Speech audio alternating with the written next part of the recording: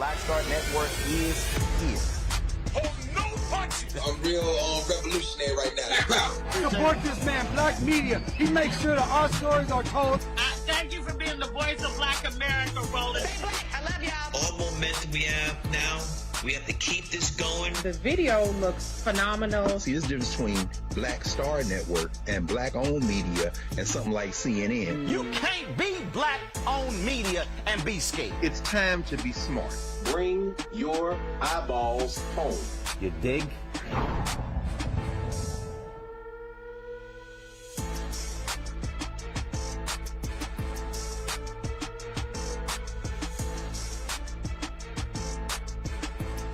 Today's Thursday, June 30th, 2022. Coming up on Roland Martin Unfiltered, broadcasting live here in New Orleans on the Black Star Network. For the first time, a black woman is officially a member of the Supreme Court. Today, Judge Ketanji Brown Jackson was sworn in at noon today. We'll show you what took place and talk about, again, what that means as the Supreme Court's rulings play a huge role in upending our society. She walks into a very conservative Supreme Court, again, a crucial time in American history. Speaking of the Supreme Court, they came down with the ruling on the issue of climate change, limiting federal authority and restoring a lot of that power back to the states. Marc Morial, CEO of the National Urban League, will join us. So many things are on the agenda. Speaking of the Supreme Court, Roe v. Wade, that decision, also voting rights decisions as well. A new case that they're going to be taking up next year that will actually expand Republican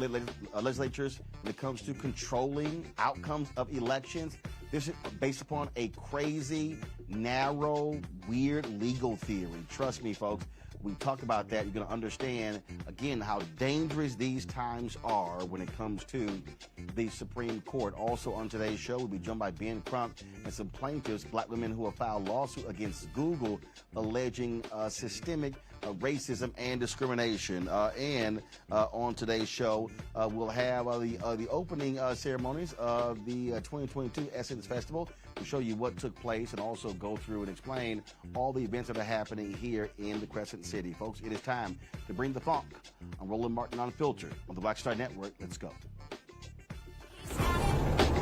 Whatever the biz, he's on it. Whatever it is, he's got the scoop, the fact, the find. And when it breaks, he's right on time and it's rolling. Best believe he's knowing. Putting it down from sports to news to politics. With entertainment just for kicks, he's rolling. It's on go, y'all. It's Roland Martin, yeah. Rolling with Roland now. He's funk, he's fresh, he's real, the best, you know he's Roland Martin now.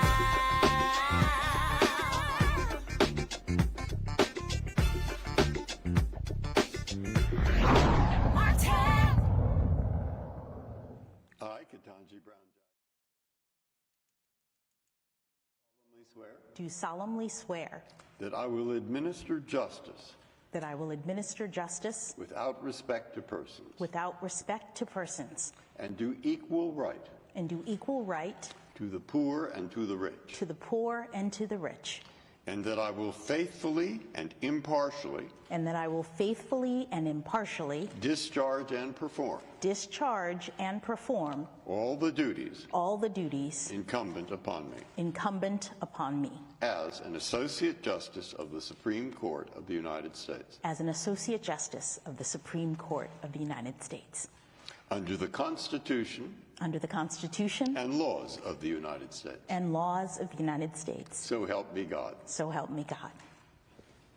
Now, on behalf of all of the members of the court, I am pleased to welcome Justice Jackson to the court and to our common calling.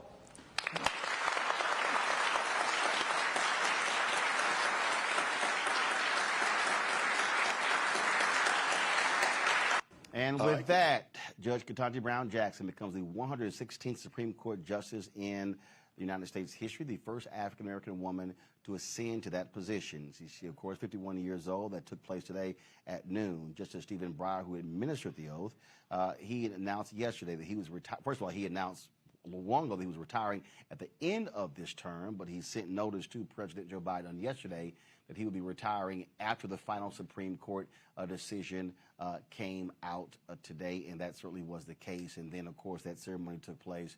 And so the SCOTUS, of course, they are done for the summer. They will then reconvene in October. She goes on the court at a perilous time where liberal justices, frankly, are in the minority in a significant way. Conservatives hold a 6-3 majority on this court, even when Justice John Roberts, who is a conservative, even when he rules with the liberal justices, the reality is it's still 5-4. And so her ascendance to the court comes at a crucial time, and where this battle is going on also for the integrity of the Supreme Court. Joining us right now is Melanie Campbell, convener of the Black Women's Roundtable National Coalition Black Civic Participation, CEO. Melanie, glad to have you here. So again, this is we were there. When she was confirmed, yes. And it was quite interesting because there were so many people there, but there were so many black women. There were older black women who were extremely emotional when she walked out with President Biden, with Vice President Kamala Harris. So just talk about again what seeing that, being a part of seeing this history, what it means. I tell you, Roland, you know how we down here in this stormy weather, right? And in the midst of the stormy weather, you see a rainbow. And it felt like that today, watching her. It's like we're going through so much and we're under such attack, knowing that, yes, it will be, she's not going to be necessarily on the being able to win the cases we want to see us win right now. But it was like a rainbow, that it's going to be all right. That's how I felt today. But when I got a text from one of my nieces, and folks are just texting and screaming just like we had just found out. Like it was just like the emotion in the midst of knowing we're still in a fight. And so that was my initial response. It's just like, yeah, it's storming, but here's a rainbow. And when she walked out there and saw her put her hand on that Bible, it was a great moment that I remember for the rest of my life. And, you know, one of the things that I've sort of said, is that when we've had these historic moments, obviously President Barack Obama, but then when Vice President Kamala Harris, when they actually becomes Vice President, I sort of look at the reaction from different people, and it's not the same as when we think about other historic first. So, and I think I'll dare say this, that this generation, and not meaning just millennials or Gen Z, I'm saying that folk today, I believe, are not as fully appreciative of what we are witnessing when we're talking about walls come tumbling down, this actually happening. When I look at the fact that 8 black women have been appointed to the appeals court in the history of the United States, and 11 have been appointed by President Biden since he got in. And I hear people say, okay, fine, that's no big deal. Yeah, right. And I'm going, no, that's a huge deal. And so I think there are times when this generation, I believe, should be far more appreciative of these historic firsts that we're actually witnessing. Yeah.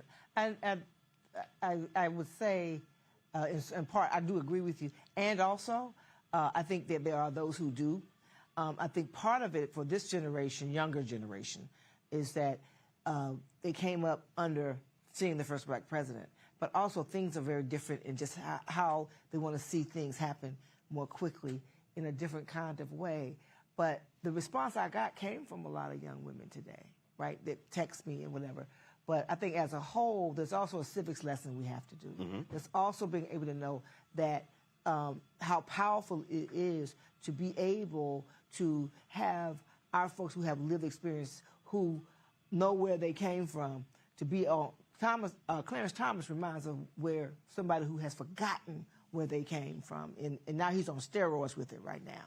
But to be able to say that we want to have justice, young people out here fighting for Black Lives Matter and all this. If you don't have the ability, the court system, the judicial system is just as important as who's sitting at the White House, and sometimes even more important because these decisions. So I think it's a civics lesson and being able to understand.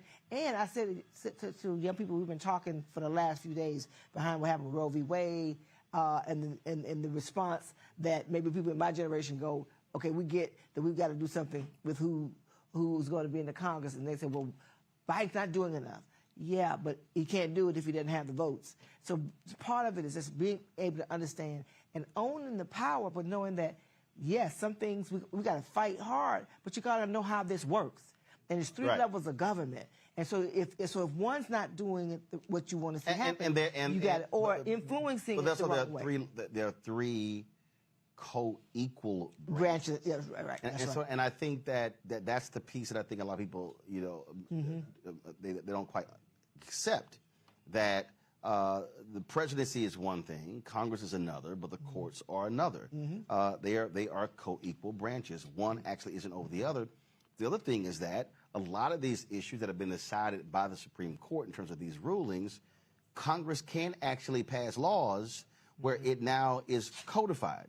So, I mean, the reality is the Voting Rights Act doesn't have to be renewed every 25 years.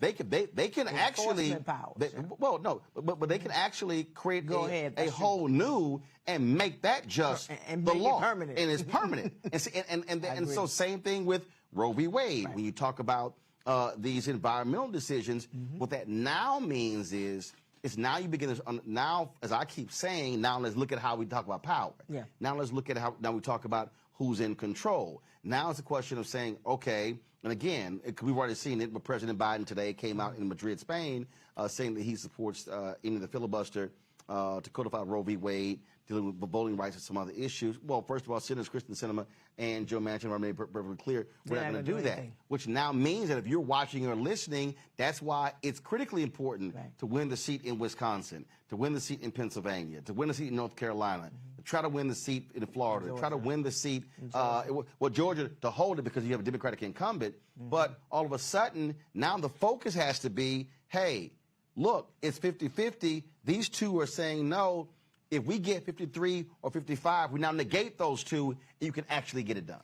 And then being able to really, young people are going to have to get their peers, to those who understand the system, to educate. That's what we've been talking about with our Black Youth Vote program. Young people are going to have to convince young people to say, look, here's where it's happening. The president's not on the ballot. You may be upset with him, maybe upset with him, but who's on the ballot? Right. And who can do something about what just happened last week? Who can do something? Now, EPA, what happened today? What? Now we're talking about, okay, we're going to be out here, and we already died. We're in Louisiana. Cancer Alley is up the street, right? And so if you were worried about the environment, the Supreme Court just gutted the powers of the EPA. So that's one of those issues. So the Congress is what's up. And we got to really bring that home. Because I'm hearing, and I am concerned because I hear this frustration, and I get it. I'm frustrated too, but I also understand power. And so if you own your power, then you say, okay, this is not working over here. How do we exert our power over here so we can move the ball and get to the things that you're concerned about? So so that's where I am. I'm really, really concerned. And this summer we got to really be engaging our young people to say, own your power. You have the numbers to shift this thing. I mean, I had a young sister who tweeted me. Could be earlier this week or could have been last week, and she was making that point. And I told her, she said, we turned out in 2020, and we're tired of these baby boomers, these octogenarians running. I said, actually, you didn't vote your numbers. I said, now, your numbers were up. Yeah, definitely. I said, but you didn't vote your numbers. I said, you vote your numbers, you can actually determine the election. Because, in fact, Gary Chambers Jr. Sent out a tweet earlier where he said that in Louisiana, he said that the turnout, it was very interesting, because this is one of the issues I was talking about with my guest on yesterday, where he said that the turnout in New Orleans, the black turnout in New Orleans in 2018, the midterm election in 2018, was 28%. Then I think he said in Monroe or Shreveport or Baton Rouge, one of those, it was 32 and 36%. And I said, folks, you get that number from 28 to 50. You control. To 32, 36. To 50, 55, 60, I said, you get what you want. And you can elect who you want. And right. If that's a peer, or if you want to run yourself. And that's what I think. One thing I will say, and I think millennials, Gen Z didn't get the credit that they did turn out in much better numbers in 2018 because they saw the threat, right? And so you had women vote 54%, men almost close to 50%. And I think one of the things that we've been looking at is like, I think if we don't have numbers to that level, or even in some cases even higher, then we're going to look at that it won't matter because we won't have a government system that we can influence through our vote. I mean, it's just it comes down to that. Again, you can be frustrated, you can be upset, you can be angry, you can be mad, but at the end of the day, when it comes to this issue of power, the dynamics are changed based upon who turns out. And if somebody else is turning out more than you are, they win. Yeah, and I think that with the Supreme Court, because it was always a thing that people didn't really pay attention to. The one thing that I'm cautiously optimistic, more people understand the power of that of what happens with those 9 people sitting on that bench, and the fact that you have Clarence Thomas, who is signaling, that hey, I'm going after LGBTQ rights next. I'm going to go after. We want to control what happens in your bedroom. It gets down to that. You know, when people say privacy, no, they tell you what you can do, how you can have your relationships with whoever you decide to have your relationship. I mean, it gets down to all in your business. But see, so the question becomes, what are you going to do about it? And the only thing you can do about it, I do believe, it's time for reform. But you can't have reform and put more people on there so you have a balance without the Congress. And that's who's on the ballot in 2022. Well, not Biden and Harris, the Congress. Well, that's why what I constantly say on this show is that what ticked me off when y'all were out there marching, getting arrested, the constant protests on Capitol Hill, in the Senate building, in the streets of D.C., a lot of those LGBT folks were not there. A lot of those white activists were not there. I saw so many out there at the Supreme Court after the Roe v. Wade decision, and I was saying then, hey, y'all, this voting fight, and this ain't just about us. I'm like, y'all in this too. And so other folks are going to have to realize that when we're talking about fighting for this democracy, it doesn't mean that, oh, you can only fight for your little piece. No. What's happening over here has an impact on you. What's happening over there has an impact. And that's one of the things that I think is critically important for folks to understand, because black people kind of like, let's see, we tried to tell y'all. We told y'all this was going to happen. And again, and so when Thomas said that, a whole bunch of gay folks all of a sudden was like, oh my God. And we're like, we tried to tell you. Yeah. I mean, that this was going to happen. Just like we're trying to tell Cinnamon and Manchin, y'all can be against any of the filibuster right now. If the Republicans get control of the House and a Senate and a White House, they absolutely will make H.R. 1, and they will actually codify the ban on Roe v. Wade and say abortion is completely illegal in America, and will not apologize for ending the filibuster to make it happen. And when folks go after controlling women's bodies, that's how you wake up and you don't have a democracy. Look, and we think nothing can happen like what's happening in other countries. But when they go after women's controlling our bodies, that is a sign where they're willing to go. There's a group of people who in this country who have decided they would rather not have a democracy or the ability for folks to vote, and have that vote mean anything, that only a minority type of white folk, not all white people, but and I think that with what we have seen through what's going on with the January 6th hearings, what has happened over the last 2 years especially, folks are willing to give it up for it to be something else so that they have a minority rule, power type state. And that's where we are, and that's what I have. I stay up at night. I can't sleep because I'm just praying that folks wake up enough to know if you got to stay in the fight all the way. You can't fight today and say, "Well, I'm just tired of it. It don't matter," because it does. And we're at a crossroads and I look at it, and I know you got, you have raised nieces and nephews. Same here. I'm worried about their future, right? And how this, and because I have lived long enough to know who sits on that bench is a lifetime, and the kinds of decisions that Clarence Thomas, who's I think the oldest, am I thinking right? Had almost 30 years, and how now that Breyer's left, he's the oldest in Alito. Right.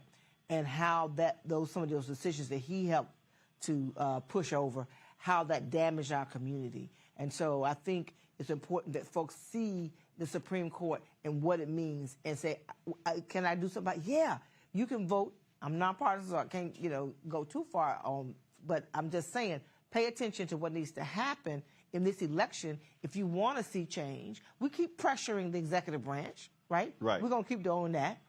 But understand, in this moment, in these next 5 months, I guess it is 4 or 5 months we got left, we better get busy.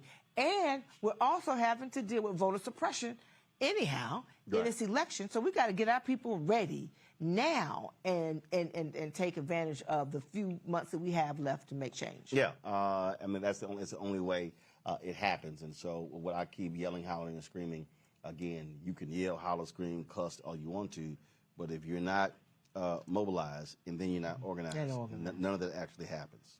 None of it happens. All right, Melody, hold tight 1 second. Folks, we're going to go to break. We come back. We're also going to talk about the Supreme Court decision dealing with the environment. Huge impact on black folks as well. Marc Morial of the National Urban League will be joining us. Plus, we'll be talking to Ben Crump about a group of black women at Google suing them for discrimination. We have all of that right here on Roland Martin Unfiltered on the Black Star Network, broadcasting live from New Orleans. We'll be right back.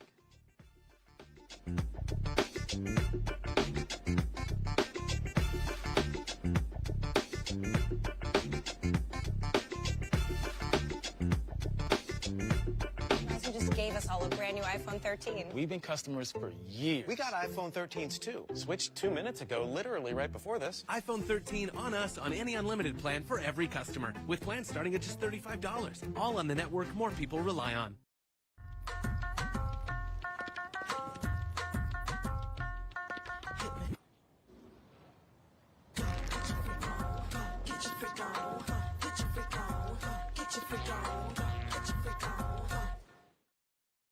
Of course, I looked up to Spike Lee. Of course, who didn't? I mean, he's a genius. But then also, I was this kid from Brooklyn, right? That felt like, give me my damn respect. I made this, this creative art, right? That people are responding to, and it would have been great if we had the opportunity to sit one-on-one. Hold on 1 second. Okay. Spike. What's up, babe? So I'm in LA right now. I got a one-on-one series with my network, Black Star Network. And I'm interviewing Maddie Rich. I appreciate that, bro. That's a big moment, man. That was like, man, that was good. Got me all choked up. That's good. Well, I'm all about connecting. Appreciate that, bro.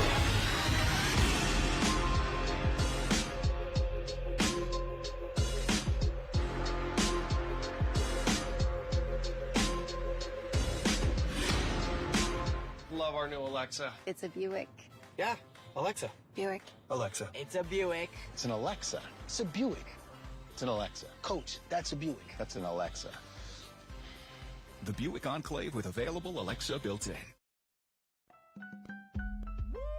We're all impacted by the culture, whether we know it or not. From politics to music and entertainment, it's a huge part of our lives, and we're going to talk about it every day right here on The Culture with me, Faraji Muhammad, only on the Black Star Network.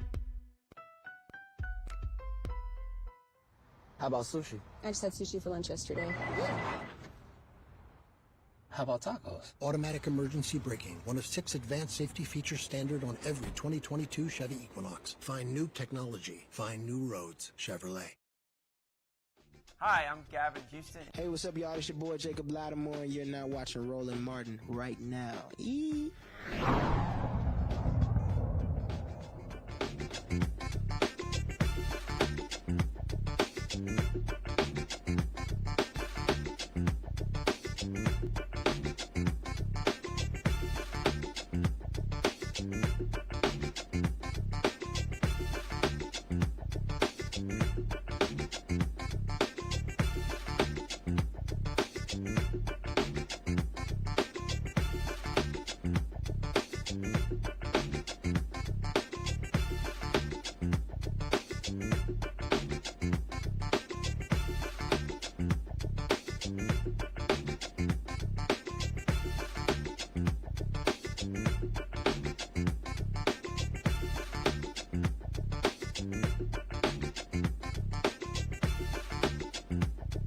The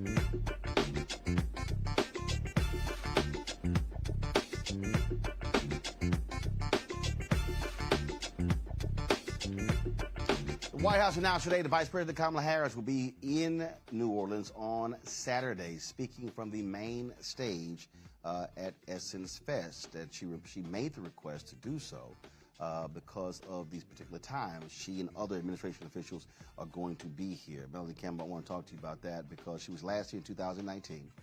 Obviously, this is a large venue, large crowd, but also I think it is important because I've been saying this for even when she was U.S. Senator, and when she and both Senator Cory Booker ran for president, I said that I thought both of them had made a grave mistake in that when they joined the United States Senate, they did not lock up a black base. And what I meant by that was they were not frequently on black radio. They were not frequently speaking to black organizations, and there was sort of this assumption that folks know who they are. And even now, when you look at polling numbers, that she's around 83–85% among African Americans. No, that number needs to be 92–95. And I've said that what she should do, she should literally go to Biden and say, hey, what black conventions you not doing? And I really believe that if he's only going to do the NAACP, National Urban League, hey, she needs to give the National Bar Association, National Association of Black Journalists, National Bankers Association, because the reality is it's going to be crucial for this administration when it comes to 2024, but also I believe that black folks need to be hearing more of her. And so I think her coming here Saturday is important, and they should be doing more of that. I said and just flat out, her absolute best speech, she's been vice president, at that funeral in Buffalo. Right. Wasn't written, no teleprompter, spoke from the heart, spoke off the cuff, and that needs to be more of that. Yes, I think part of it, when we met with her, when we were dealing with the voting rights issues and other issues, we know with our Black Women's Roundtable and our Black Women's Collective group, one of the things that she said she wanted to do more of was to get out more. COVID, understanding COVID and how important it is to get out of that bubble. And so I'm glad she is coming. And I think she needs to, he needs to, every chance he gets, because if I don't know who they talk to get these polling numbers, and they say that they're never going to get above 50%. I don't believe that's the case. But you're right. You can't, if you need the black vote, which they do, the Democrats, not just them, then you have to be in those higher numbers. And so I think the way to do that is to as much as possible, be on the ground. People want to see and hear from you. They want to see you, hear you, touch you, feel you. Election year. That's the thing. And they're not on the ballot, so this is a good thing to show up when you're not on the ballot. So all right. So she's coming here. If her office called, what advice would you give them as to how what she should focus on, how she should approach speaking Saturday? I think for black women, right? We're yes, we're gonna be excited to see her, but I think the issues that she's speaking up more about that are impacting us. Those are also economic issues as well as issues of justice. So I think just talk to us, tell us what you're doing, but also because we're not sure what the format's going to be. Yeah, I don't either. Whether she's being interviewed like when Michelle Obama was here, or whether she's simply going to be speaking from the stage. Either way, right. Whether she's being interviewed or whether she's speaking from a podium, tell us what you've been doing and tell us what you're getting ready to do. And she's been on a lot of those things, because the other thing that's happening after what happened with the Roe v. Wade being struck down is that we know as black women that we're going to be over-criminalized, right? Mm-hmm. We know that and she's already working on the issue of mortality issues when it comes to black women and maternal mortality, right? And those kinds of issues. Talk to us about those things.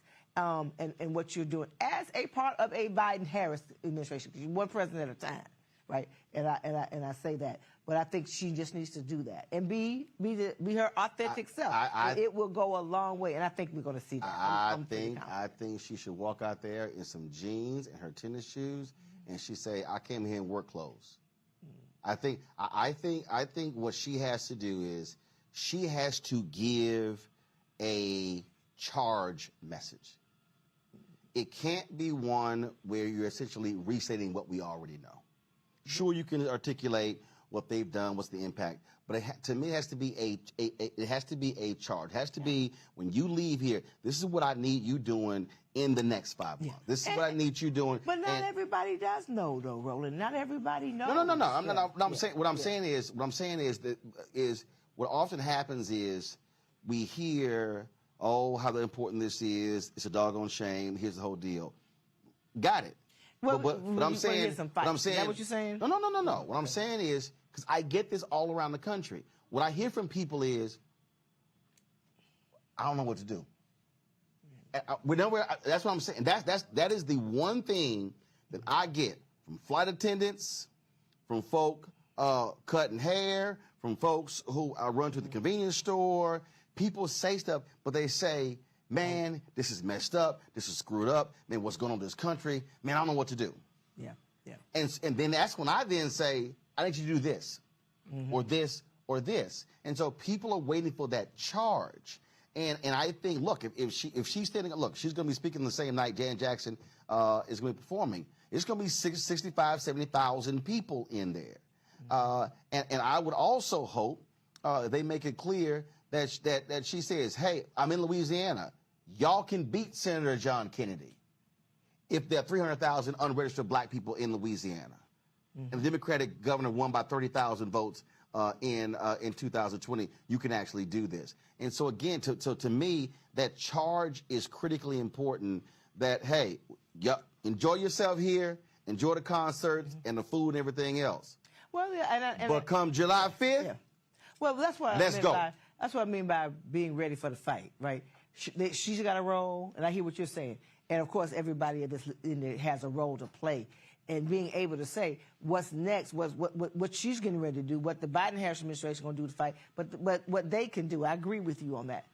And that part of why I was, hesitant to come, because I'm like, oh my God, all these people with COVID, right? But I just said, no, we got to get in here and we got to have a good time and organize while we're here. And a lot of that's going on this week.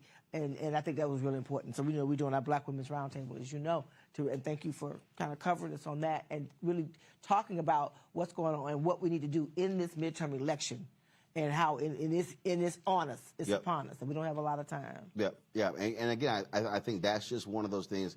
Look, you're going to be in that, you're going to be on that stage. I've been talking to the Essence people. Again, how they're going to allow other media to cover it, broadcast it live, be able to push it out. And to me, that's just going to be hugely, hugely, hugely important, because again, that's just what drives me crazy. And I say this to people who are always heavily involved in the political piece. We live and breathe this every single day.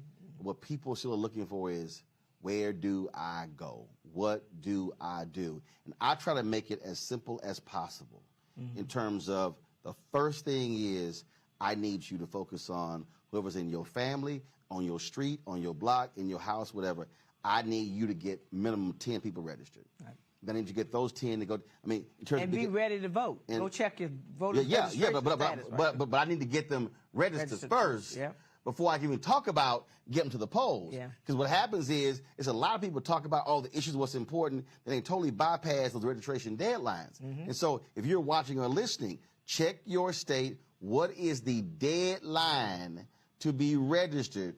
Because, again, you can be tweeting and Facebooking and Instagramming and TikToking. It don't mean nothing. If the deadline passes, you go, oh, dang, I didn't know. Well, you know how we did. We're going to do the Are You Vote Ready. Also, if you're registered now, check it now. Because because of the purging that's being done indiscriminately now because of all these voter suppression laws. So these are the months that we have to do it, in July and August, and make sure that if you need to change your registration status, check your registration. Make sure, even if you've been voting all your life, make sure they haven't purged you for the poll, because that's the other trick. We did a lot of that in 2020, and there were people who sent me emails. They said, man, I'm glad you kept hitting that.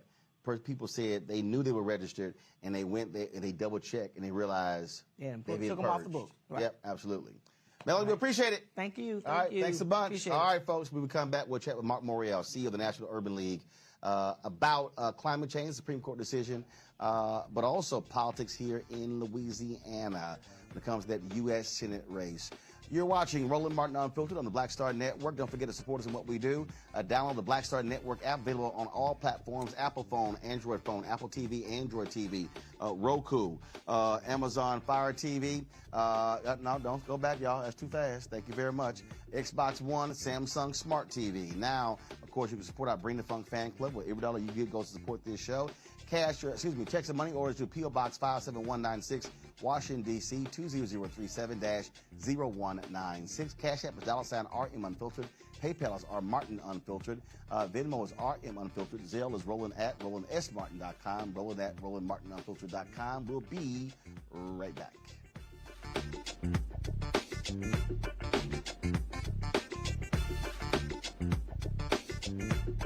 Verizon just gave us all a brand new iPhone 13. We've been customers for years. I thought new phones were for new customers. We got iPhone 13s too, switched to Verizon 2 minutes ago. Ours were busted, and we still got a shiny new one. Check it out. So wait, everybody gets the same great deal? I think that's the point. iPhone 13 on us for every customer. Current, new, everyone. On any unlimited plan, starting at just $35. All on the network more people rely on. Love our new Alexa. It's a Buick. Yeah, Alexa. Buick. Alexa. It's a Buick. It's an Alexa. It's a Buick. It's an Alexa. Coach, that's a Buick. That's an Alexa. The Buick Enclave with available Alexa built-in.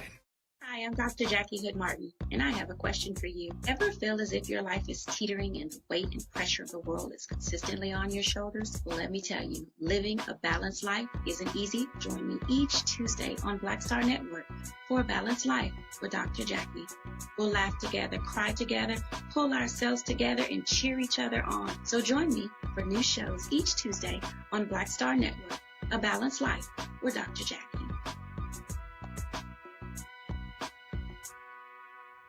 How about sushi? I just had sushi for lunch yesterday. How about tacos? Automatic emergency braking, one of 6 advanced safety features standard on every 2022 Chevy Equinox. Find new technology. Find new roads. Chevrolet. Pull up a chair. Take your seat. The Black Tape. With me, Dr. Greg Carr, here on the Black Star Network. Every week, we'll take a deeper dive into the world we're living in. Join the conversation only on the Black Star Network. Of course, I looked up to Spike Lee. Of course, who didn't? I mean, he's a genius. But then also, I was this kid from Brooklyn, right? That felt like, you know, give me my damn respect. I made this, this creative art, right, that people are responding to. And it would have been great if we had the opportunity to sit one-on-one. Hold on one second. Okay. Spike. What's up, baby? So I'm in LA right now. I got a one-on-one series with my network, Black Star Network. And I'm interviewing Maddie Rich. I appreciate that, bro. That's a big moment, man. That was like, man, that was good. Got me all choked up. That's good. Well, I'm all about connecting. Appreciate that, bro.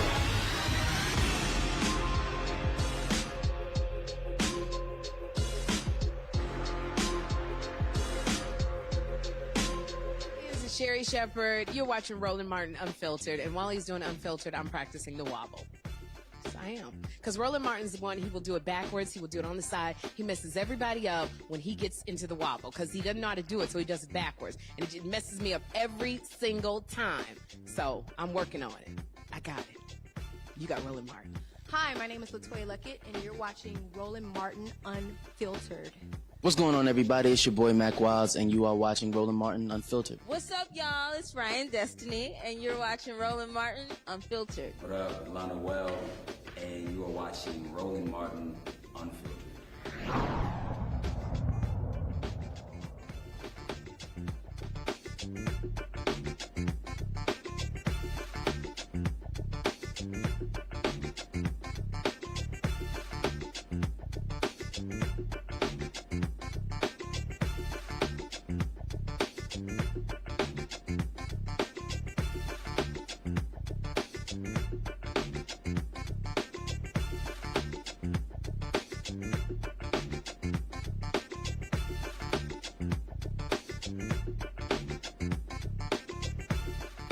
All right, folks, welcome back to Roland Martin Unfiltered on the Black Star Network here in New Orleans for the Essence Fest 2022. In this state, in this city, this black city, we call it Chocolate City, African Americans, again, play a huge role when it comes to politics, when it comes to this state. This event is actually the largest economic generator in terms of annual event for the state of Louisiana. It's also the largest live event in the country. Yes, bigger than Indianapolis 500 or even the Super Bowl in terms of people who are coming into a city. But the question is, I'm going to talk about that and some other stuff with Marc Morial, CEO of the National Urban League. Marc, glad to have you here. Yeah, Roland, great. The thing that I want to first deal with is Dr. King on April 3rd, 68.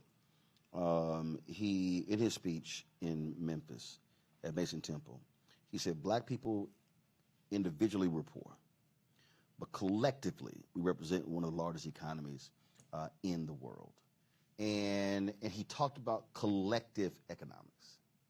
And this is an example of collective economics in that this was a festival that was losing money.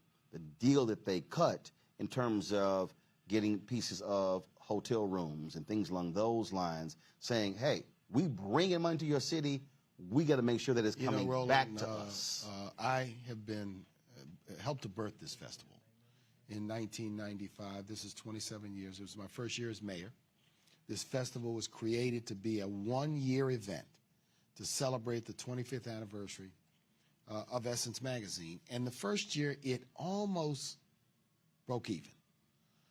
The second year, they decided to come back. We worked with them to re-engineer the relationship with the hotels, the Convention and Visitors Bureau, and the city. And ultimately, the city, the Convention and Visitors Bureau, and the hotels contributed and invested in the Essence Festival. And that is sort of what I call phase one, getting this stood up in the late 1990s and the early 2000s. Obviously, when Essence sold to Time Warner Cable, or Time Warner, I should say, there was a question of whether the commitment would remain. Michelle Ebanks, I think, was a driving force behind ensuring that this festival would continue to survive and thrive. And now under Richelieu's leadership, it has now come back for what I consider to be a third phase, which is now the post-COVID. Now, you are absolutely right that this is an example of the power of African-American consumers, the power of African-American women as consumers and as cultural trendsetters in this country. I was just over black political leaders and how all working together to ensure it continues. And it happens in a city where we've had African-American mayors or mayors who were supported by the African-American community. Right. And that has been the case. A hotel general manager just told me an hour ago that they're going to have the best weekend that they've had since this hotel has opened. So it is absolutely an example of black political and economic power merging, coming together to create this tremendous event. But I think it's also an opportunity, Roland, to query how we ensure continuously, because it was one of my dogged fights, that black vendors and black musicians and black companies could participate in what the Essence Festival was all about and what it creates. So I encourage people while they're here to patronize a black-owned restaurant, to patronize black-owned retailers, to spend money with those community-based businesses for whom Essence is really a significant part, because this is what this is all about. It is about culture, but it's about empowerment. And, you know, I want to congratulate you on the Black Star Network because you staked out on an independent course of action to build something that is authentically black, that tells the news about us, for us, and by us. And that should be noted that in this time, in this period, building economic institutions, businesses, building a special event. So Essence is enormously successful and popular, but I want people to know that when we created this, we were in the face of doubters, in the face of player haters, in the face of people who said, well, it'll last 3 to 5 years. Right. Now, almost 30 years, now 27 years, it is not only going strong, but it can be better than ever. There may be 500,000 people here in New Orleans, black people from all over the world. Just met a delegation of people from Ghana to celebrate, to network, and to empower ourselves. It's interesting when you talked about supporting those businesses. So here we have this black-owned media entity.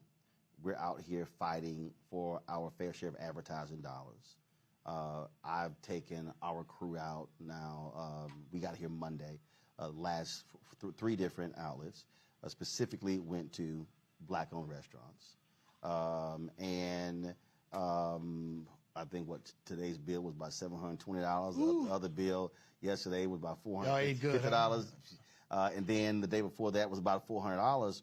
And again, so for the person who's listening, so money that we're receiving for our fan base, also from advertising, building the show. We're sitting here going to black communities. So it's paying for folks who are in this room, paying for wait staff, but that's also being intentional. Intentional. Yes. My whole deal is, no, we're going to these restaurants and to ensure the money is going there. But that's part of the collective piece. It has to be intentional. It has to be intentional. So when we're talking about, like we've had these fierce fights with people, and some people have gotten upset with us when we've said, look, we have nothing against our friends at BET, but that money is going to Sherry Redstone. We said we have nothing against, Complex, but that money is going to BuzzFeed. You're right. And our deal is our media will always be small as long as we don't get a piece of that larger pie. Yeah. And that has to be this constant refrain, because when people say, well, man, why can't y'all be like them? Because we don't have them money. Well, you're not a New York Stock Exchange company yet. And I think you're absolutely right. And, this advertiser issue is one we're going to have to work more closely on because in this post-George Floyd time period, Roland, it is about social justice, but it is about economic justice. Yep. And economic justice means our businesses, our institutions, our historic institutions need to be supported. I raised with many in this moment the question of whether we're at a period, and this is the test, whether philanthropic redlining, for those of us who run organizations like mine or HBCUs, we rely on donations. Yep. Significantly. We don't sell anything. Right. We don't produce anything. We provide free services to people. We do advocacy on behalf of people. But has this meant the end of philanthropic redlining? Because I assert, like you and the media business and black-owned media have not had a fair shake from advertisers, we've not necessarily, and I thank everybody who supports us, right? We've not had an equivalent investment from philanthropy given the difficult issues of racial justice and poverty that we're called on to confront. And so that's when we have authentic conversations. To me, authentic conversations also have to be about economic power. See, what I keep saying, and I've had people hit me, they're like, man, why are you always bringing up the money? I said, if you ain't talking about money, you ain't discussing America. We should not be afraid to discuss money because they not economic justice, because we're in a free enterprise system, and to our peril, we don't discuss economic institutions, resources, and money. And I say to people, it is not about an obsession with money, but it is about economic justice and fairness and empowerment and building. Like you, I grow up reading Ebony Jet and BET. I mean, and Black Enterprise. I mean, I couldn't wait to get my hands on those magazines to look and see what was happening in the community. And Black Enterprise was always that Bible where you learned about black-owned business enterprises all across the nation. Well, even today, we have a handful of black-owned business enterprises that exceed $1 billion in gross sales. But when you look at the whole 95%, 95%, 5 million or less, and that's not even. And even like we keep saying, and I had somebody got mad at me when I said, but pre-COVID we had 2.6 million black-owned businesses, 2.5 million had one employee. I said those are not businesses. One was like, no, they are businesses. I'm like, no, I'm sorry, they're not. They're sole proprietors. And I said, and the problem is when you only have one person. I said, no, we've got to create capacity. But imagine the power if those 2.5 million one-person enterprises each just hired one more person. Right. That's 2.5 million jobs. And so we've got to recognize the power of building many of these small enterprises. And look, I've watched, we have a big initiative around black restaurants now.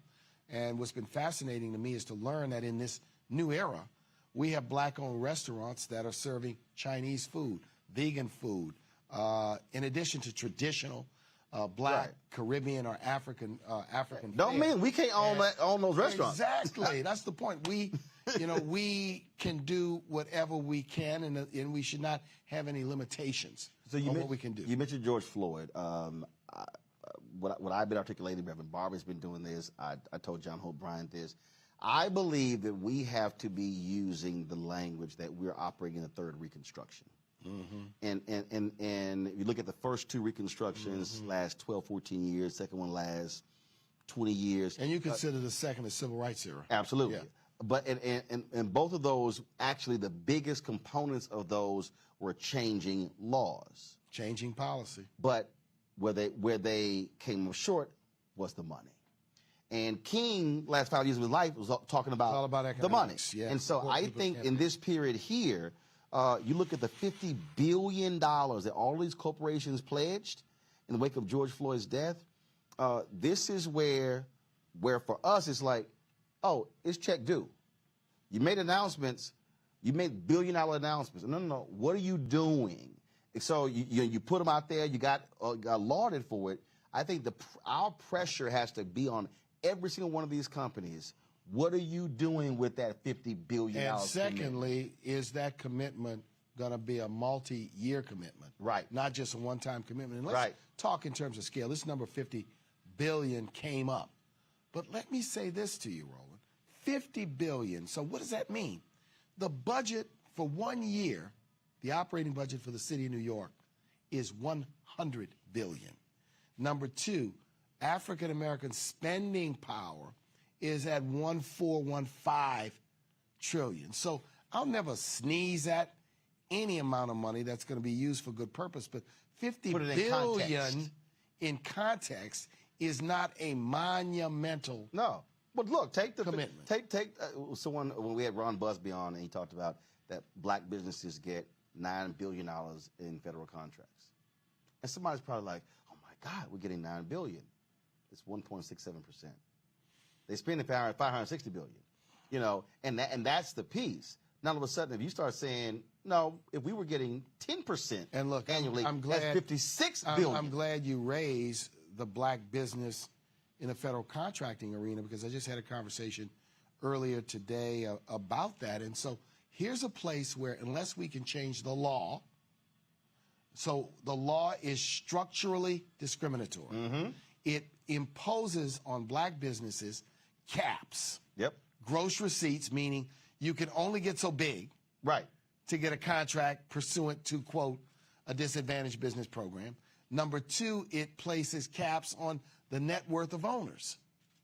And so what it places many black-owned businesses who do business in the federal sector is you're too big to be small and you're too small to be big. And they graduate out and they can't take. This is something that can't be changed by presidential executive action.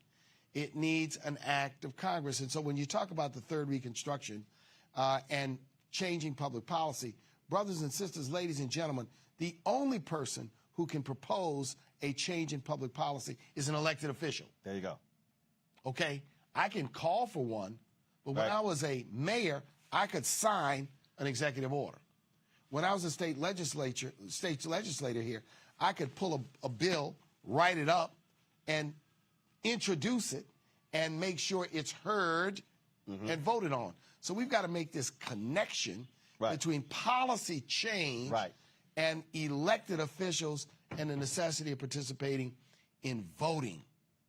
And that voting and using our First Amendment right to protest are not in tension with each other.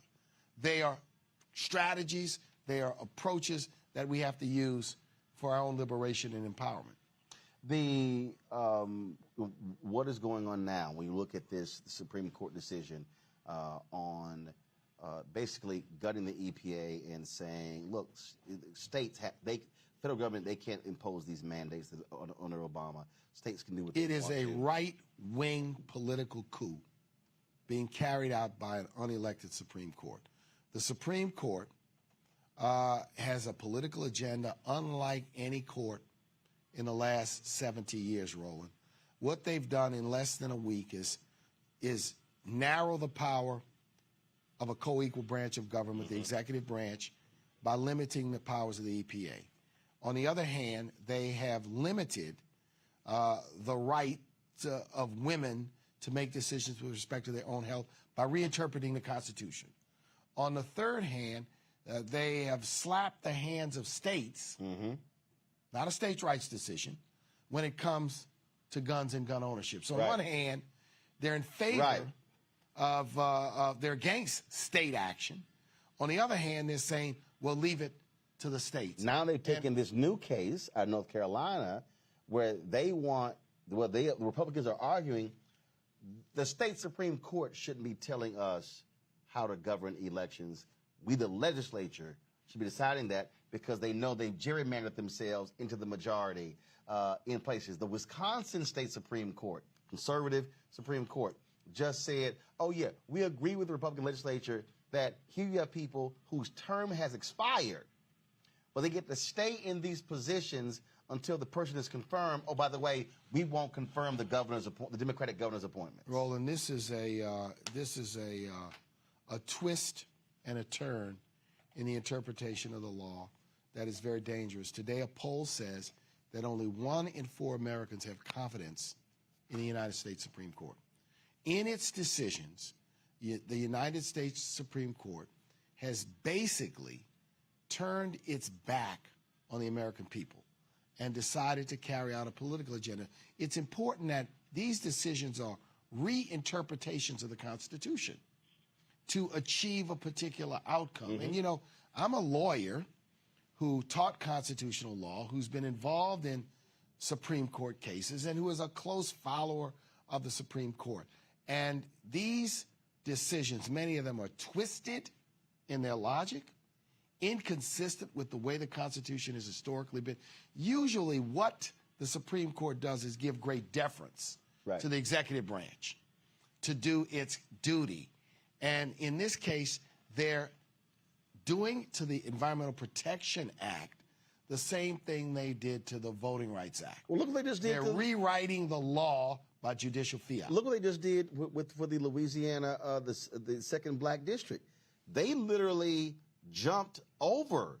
First of all, it was a district decision, which is the Fifth Circuit. They literally didn't kick it back. No, we're going to stay it. And they did not hold a hearing. It was a shadow docket press. Let me tell you something. This Supreme Court is a clear and present danger to the civil, human, and individual rights of the American people. And we have to call this court out. Roland, the 2016 election damaged us in ways that are indescribable. And there were a lot of people who were like, man, I'm not feeling Hillary. And I was one of the people who was saying, listen, I'm telling y'all, don't fall for that. And the Russians at the same time were running a campaign online telling our people not to vote, posing as black activists. So, you know, the 2016 election, that's why it is so important. I've told people have said to me, you know, I'm frustrated. And I said, frustration is not a strategy. Since when is frustration? So you're frustrated. It's an emotion. I'm frustrated too, but I'm not going to act and not vote out of frustration and surrender our power. And so we vote, and I vote as a voter. I sometimes have to make a choice between two people I'm not necessarily in love with. But what we will not do, I will never, as a voter, vote for someone whose agenda is out completely inconsistent with my survival and our survival as a community. And that, to me, is what is shaping up, which is why I keep telling people, if you are in North Carolina, if you are in Wisconsin, or you're in Pennsylvania, you're in Florida, or Georgia. Kentucky, or Georgia, or even Louisiana. And again, I had Gary Chambers on. I know there are a bunch of people running, and I had somebody say, "Yeah, man, but you can write Louisiana off." I said, "No, you can't." John Bel Edwards is it governor? He won by 30,000 and he votes. won twice. I'm like, guys, Kennedy can be defeated. I said, but it's who shows up. Who votes? It's who shows up. Who's registered, then who votes.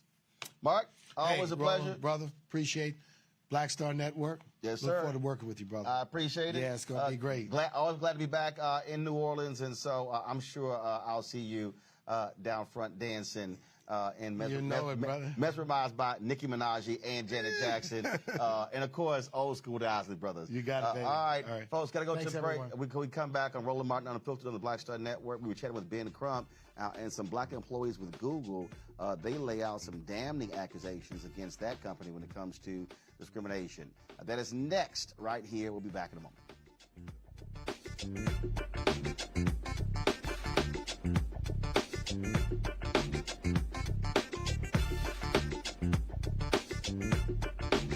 Love our new Alexa. It's a Buick. Yeah, Alexa. Buick. Alexa. It's a Buick. It's an Alexa. It's a Buick. It's an Alexa. Coach, that's a Buick. That's an Alexa. The Buick Enclave with available Alexa built-in. We're all impacted by the culture, whether we know it or not. From politics to music and entertainment, it's a huge part of our lives, and we're going to talk about it every day right here on The Culture with me, Faraji Muhammad, only on the Black Star Network.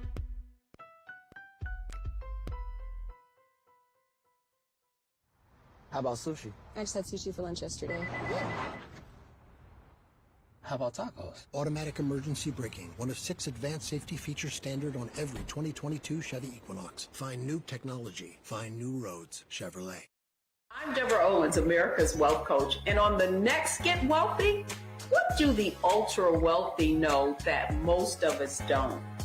Well, the truth is that there is financial exclusion, and unfortunately, far too many Black folks haven't had access to this knowledge.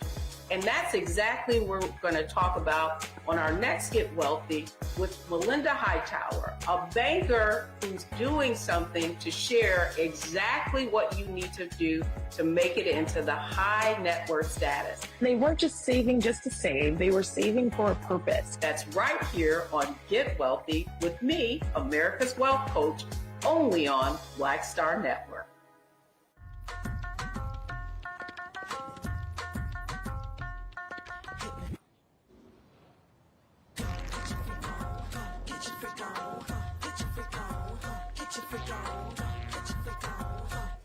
It's time to be smart. When we control our institutions, we win. This is the most important news show on television of any racial background. Y'all put $2, $3, $4, $5, $10, $15, $20, $30 on this and keep this going. What you've done, Roland, since this crisis came out in full bloom. Anybody watching this, tell your friends. Go back and look at the last 2 weeks, especially of Roland Martin Unfiltered. I mean, hell, go back and look at the last 2 days. You've had sitting United States senators today, Klobuchar and Harris. Whatever you have that you can bring to Roland Martin Unfiltered to support it, please do, because this information may literally save your life. Watch Roland Martin Unfiltered daily at 6 p.m. Eastern on YouTube, Facebook, or Periscope, or go to RolandMartinUnfiltered.com. Support the Roland Martin Unfiltered Daily Digital Show by going to RolandMartinUnfiltered.com. Our goal is to get 20,000 of our fans contributing $50 each for the whole year. You can make this possible. RolandMartinUnfiltered.com. Of course, I looked up to Spike Lee. Of course, who didn't? I mean, he's a genius. But then also, I was this kid from Brooklyn, right? That felt like, Give me my damn respect. I made this, this creative art, right, that people are responding to. And it would have been great if we had the opportunity to sit one-on-one. Hold on one second. Okay. Spike. What's up, babe? So I'm in LA right now. I got a one-on-one series with my network, Black Star Network. And I'm interviewing Maddie Rich. I appreciate that, bro. That's a big moment, man. That was like, man, that was good. Got me all choked up. That's good. Well, I'm all about connecting. Appreciate that, bro.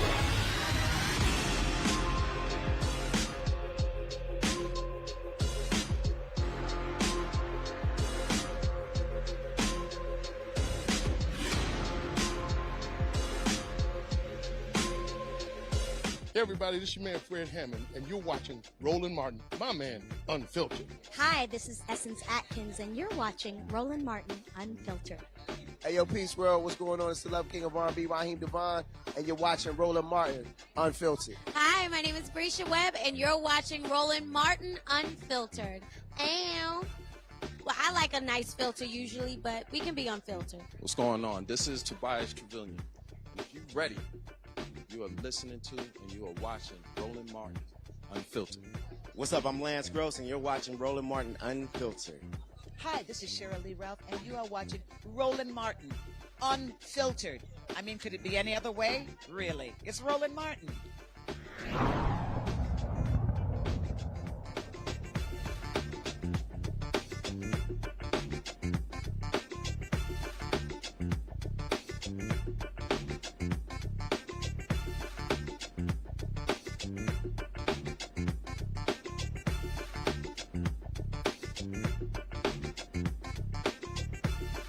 All right, folks, when you want sheer stupidity, all you got to do is say, when you hear it, you go, damn, always Florida or always Texas. A group of educators, so-called educators in Texas, they want to actually not use the word slavery, but they want to use the word involuntary relocation in second grade social research instruction. These are 9 educators and a University of Texas Rio Grande Valley professor. They're one of many teams advising the State Education Board on changes to the curriculum, okay? Now, they're literally contemplating updating the social research instruction 12 months after Republicans in Texas led this effort to pass a bill that wanted students not to, quote, feel discomfort in Texas school rooms. Joining us now is Jasmine Crockett, a member of the Texas legislature, and of course also she won the Democratic primary to replace Congresswoman Eddie Bernice Johnson in Congress. Representative Crockett, glad to have you on the show. I'm sorry, involuntary relocation? Really? I mean... Listen, you know what? Like, I guess if I was somewhere sane, it really would be a joke, right? But we had a conversation about this with a local NAACP chapter last week, where State Board of Education member Aisha Davis brought this up. And I looked at her and I was like, you're kidding, right? Like, she's like, no, this is what these people are doing. So it's important that we have these conversations because it's too late when they've changed the curriculum, right? And most people don't show up, don't testify. And frankly, most people don't know that it's going on, but like, they literally don't want us to know our history. And that's how and why we end up in situations that we're facing now with a ridiculous radical Supreme Court, right? Because we don't have a great appreciation for what all our forefathers went through just so that we could have an opportunity to do something like vote. See, this is one of those things. So when they were acting the fool when it came to critical race theory, when they were changing these laws, we were saying this was what was coming, this type of thing, that this whole, we don't want people to feel discomfort. I don't understand. To me, I think if you're talking about slavery or the Holocaust, I don't know how you can not feel discomfort when you talk about heinous acts that were taken against or crimes against humanity. Yeah, no, I mean, but that's the whole point though, right? Like, we all know that they were wrong. But then when we start looking at, say, Trumpers and the fact that they always seemingly have some love for, like, neo-Nazism, right? Like, it's like, well, maybe we should start to change what history looks like. And it's a problem, right? Like, they want, first of all, you and I both know that white folk are becoming the minority in this country. And that's what's scary. And so they're like, well, wait a minute. We don't want them to think that we did all these bad things in the past. No, you did bad things then and you're doing bad things now. And to think that you're going to teach our children that this was involuntary relocation and you think it's okay because you use the word involuntary. They're like, yeah, it wasn't voluntary, right? But like literally, like people died, like you stole people's bodies and you brought them over strictly for profit. That is exactly what you did. And then you basically decided that they weren't full humans when you got them here. So we need to have a real conversation because that better explains why it's so difficult for us to break these barriers, why we've only had one black president, why today we only are just now seeing our first black female Supreme Court justice. Like, we need little black kids to better understand so that they understand that, listen, just for you to be in this classroom sitting here with these little white kids, let me tell you something.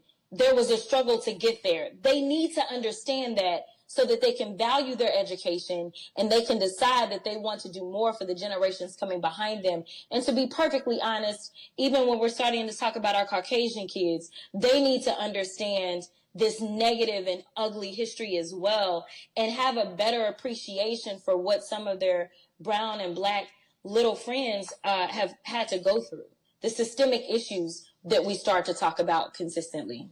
So what's next? And so what role do lawmakers play in this to hopefully stop this asinine change from actually happening? Yeah, we need people to testify. And so the State Board of Education is having hearings. Now, granted, when we look at the state legislature, it seems like you testify and it falls on deaf ears. And that may be the case, but it's important for us to make a record. We don't really have great representation on the State Board of Education. Just like any other body that we have in the state of Texas, it is definitely gerrymandered to the T. And so they try to minimize the impact that black and brown voices have in the state of Texas, especially when it comes to education. But it's important for you to rise up because if they get to say, well, nobody said anything, so we thought it was okay, then that's exactly what it'll be. And so we don't need to give anybody a pass. And so it's important that you just Google Texas State Board of Education. Even if you can't physically show up and testify, you can submit information in the form of a written testimony. So absolutely go about doing that as well. Reach out to those State Board of Education members, give them phone calls and say, listen, you may not understand, but let me tell you what it was for my ancestors. So let me educate you on why we don't want this BS language.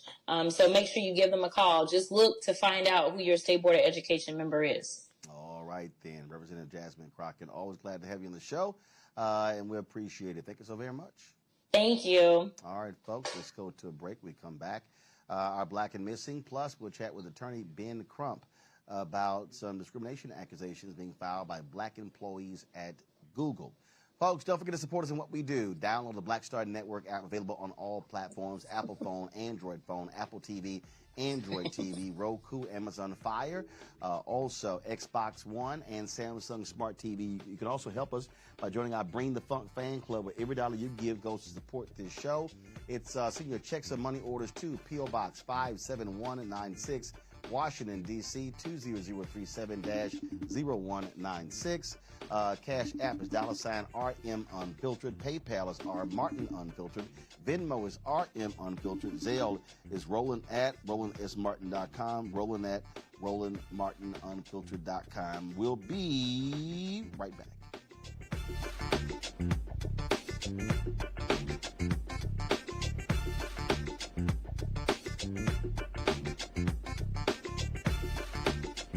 weight and pressure of the world is consistently on your shoulders? Well, let me tell you, living a balanced life isn't easy. Join me each Tuesday on Black Star Network for A Balanced Life with Dr. Jackie.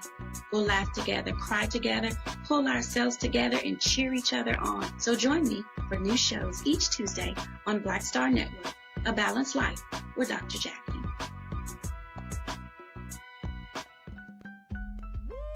We're all impacted by the culture, whether we know it or not. From politics to music and entertainment, it's a huge part of our lives, and we're going to talk about it every day right here on The Culture with me, Faraji Muhammad, only on the Black Star Network.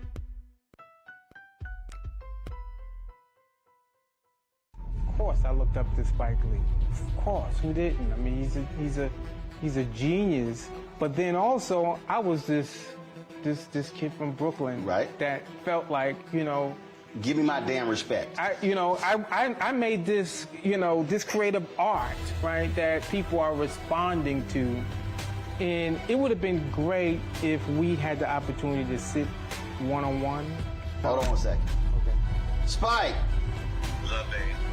So I'm in LA right now. I got a one-on-one series with my network, Black Star Network. And I'm interviewing Maddie Rich. I appreciate that, bro. That's a big moment, man. That was like, man, that was good. Got me all choked up. That's good. Well, I'm all about connecting. Appreciate that.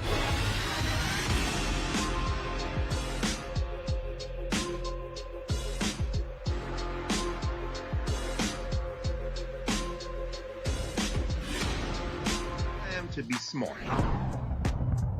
Roland Martin's doing this every day. Oh, no punches! Thank you, Roland Martin, for always giving voice to the issues. Look for Roland Martin in the whirlwind, to quote Marcus Garvey again. The video looks phenomenal, so I'm really excited to see it on my big screen. Support this man, Black Media. He makes sure that our stories are told. See, there's a difference between Black Star Network and Black-owned media and something like CNN. I got to defer to the brilliance of Dr. Carr and to the brilliance of the Black Star Network. I am rolling with Roland all the way. Honored to be on a show that you own. A black man owns the show. Folks, Black Star Network is here. I'm real revolutionary right now.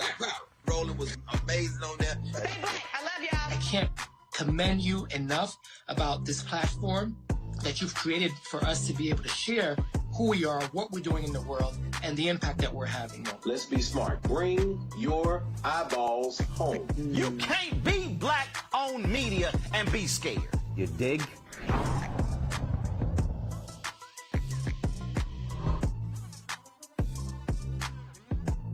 I'm Deborah Owens, America's Wealth Coach, and on the next Get Wealthy, what do the ultra wealthy know that most of us don't? Well, the truth is that there is financial exclusion, and unfortunately, far too many Black folks haven't had access to this knowledge, and that's exactly what we're going to talk about on our next Get Wealthy with Melinda Hightower, a banker who's doing something to share exactly what you need to do to make it into the high net worth status. They weren't just saving just to save, they were saving for a purpose. That's right here on Get Wealthy with me, America's Wealth Coach, only on Black Star Network. This is Diala Riddle, and you're watching Roland Martin, Unfiltered. Stay woke. This is Director X, the director of Superfly on the red carpet, or the black carpet, and you're watching Roland Martin, Unfiltered. Yo, what up, y'all? This is Jay Ellis, and you're watching Roland Martin, Unfiltered. Hi, I'm Chaley Rose, and you're watching Roland Martin, Unfiltered. I'm Lex Scott Davis, and you are watching Roland Martin, Unfiltered. Hey, what's up, y'all? It's your boy Jacob Lattimore, and you're now watching Roland Martin right now.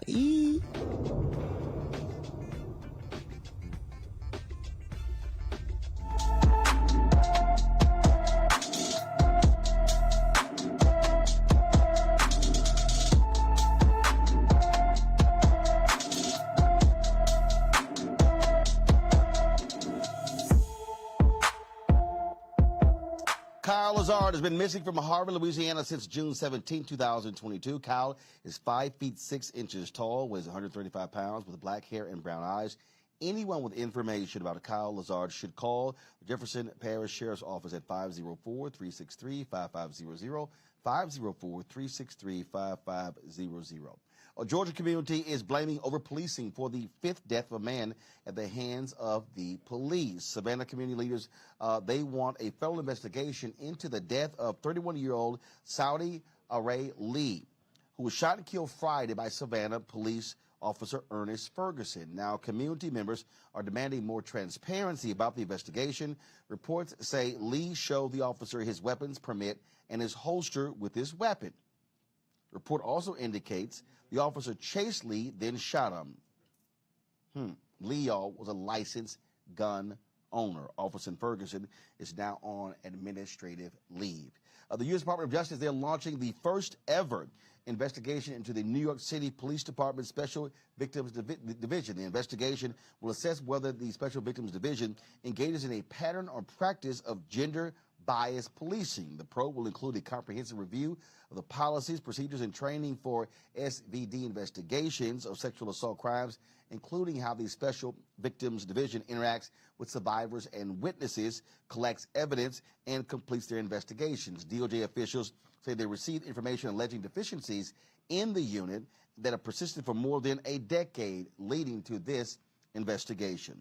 A Kansas man will spend time behind bars for threatening a black man with a knife because of his race. In September 2019, 27-year-old Colton Donner was driving through Paola, Kansas, when he saw the unnamed black man walking on the sidewalk. Well, Donner got out of his vehicle and threatened the black man with a knife while telling him Paola was a, quote, white town. Donner was sentenced to 27 months in federal prison and 18 months supervised released. All right, folks, going to a break, quick break. We come back. Ben Crump, we'll talk about this Google case of discrimination. You're watching Roland Martin Unfiltered on the Black Star Network.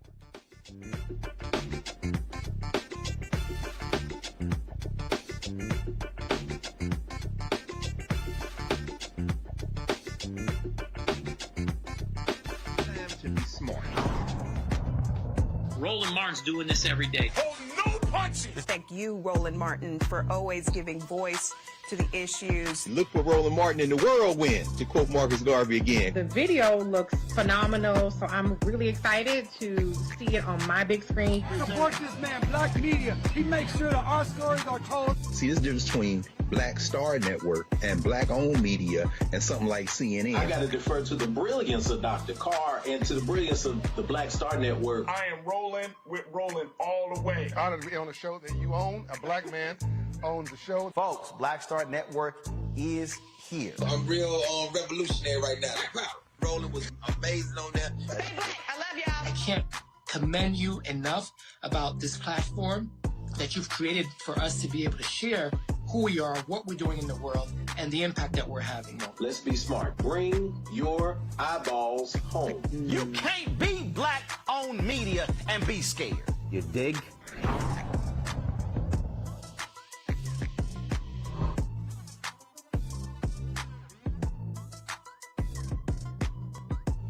Y'all know who Roland Martin is. He got the ascot on, he do the news. It's fancy news. Keep it rolling. Right here. Rolling. Roland Martin. Right now. You are watching Roland Martin, Unfiltered. I mean, could it be any other way? Really? It's Roland Martin.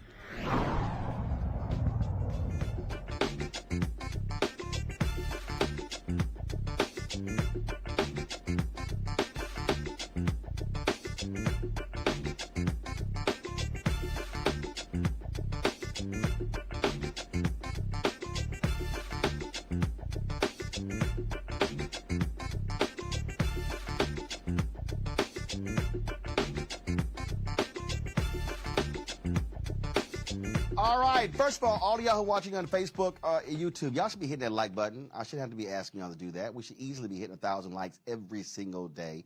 And so, look, y'all got about 300 to go on YouTube. So this ain't that hard, y'all. Click the damn button, okay? Don't have me asking y'all to do it. Facebook, hit the share button, hit the like button as well, so we can affect those algorithms. Please do that, all right? And speaking of social media, technology, yes, YouTube, Google. Attorney Ben Crump is involved in a case in Silicon Valley where black employees are making some serious allegations against Google. They are claiming discrimination by the company with a pattern of racial discrimination towards minority employees. Of course, a variety of allegations here. Ben Crump, a civil rights attorney, and the plaintiffs is April Christina Curley, Desiree Mayon, Ronika Lewis, and Chloe Sled. Glad to have all of you here. So exactly what are y'all charging the allegations against Google? Roland, we announced today that we're expanding the class action discrimination lawsuit on black employees at Google to include black applicants who were denied, we believe, because of race. And we have added these brave women to the lawsuit, and they can tell you better than I what they have been enduring at Google. I mean, it is not just implicit bias, it's flagrant racism, like Google worker said when a black employee on a company out and got sunburned, how do you all get sunburned? I thought that's why they had slavery. Y'all don't get sunburned. And the HR, when this black employee complained, said just try to leave it with the best intentions. Is that what assume the best intent? Assume the best intent. So from there, they'll tell you about some of their experiences, Roland Martin. Okay, go ahead. All right, so that person he was referring to is me. Basically went on a company outing, came back with a sunburn, and the end result was me being told that black people don't get sunburned because of slavery. This is the reason why you can't, because black people can't get some. This is why we were owned as property. And whenever I when I went to HR as well as my manager then told me to assume the best intent. Assuming the best intent has basically been their form of racism, as well as tone policing black women and black people at these institutions to tell us not to speak up and not to do anything. As well as another example is whenever I was trying to even just go to the restroom on the second floor at the Google campus. The big thing that you will constantly hear about us is we get badge police constantly to it because we don't belong there is what we've been told. So whenever I was asked trying to go to the second floor to go to the restroom, I was then told that my people don't belong there. Why am I there? What do I need to be there for? And then she continued to follow me around the entire building to police me being there, inclusive of security. When I reported that to the management as well as when I reported it to HR, I was told yet again to assume the best intent. And then again, when I was bringing up these conversations to our chief of staff as well as our leadership about these things after George Floyd, right after George Floyd, I was told, why do I feel the need to bring my blackness to work? And lastly, I mean, for me, I never knew that I could take my skin off and hang it, but this is where we are. And this, whenever I reported that yet again to HR, again, I was told to tone police to say, assume the best intent. Thank you. Wow. Yeah, Roland, listen, first of all, thank you for having us here. I'm going to tell you, you're doing new media before new media was new media as a term. You know what I mean? You've been bringing this type of news to the collective, to people, letting them know what's really up on these streets. So I just want to say thank you for doing that, for the decades of doing that. Appreciate it. And, so for me, I joined Google almost 2.5 years ago. And during the pandemic, I started February 3rd and volunteered and went out here to be on this COVID task force trying to figure out how do we help people get tested for COVID. I had Googlers telling me, like, are you even smart enough to work at Google? You should be a DoorDash driver. One guy stole my phone, my work phone, my Google phone that they issued me, and then lied about it, helped me look for it, right? You know what they say about those people. He helped me look for it, so I should have known it was him.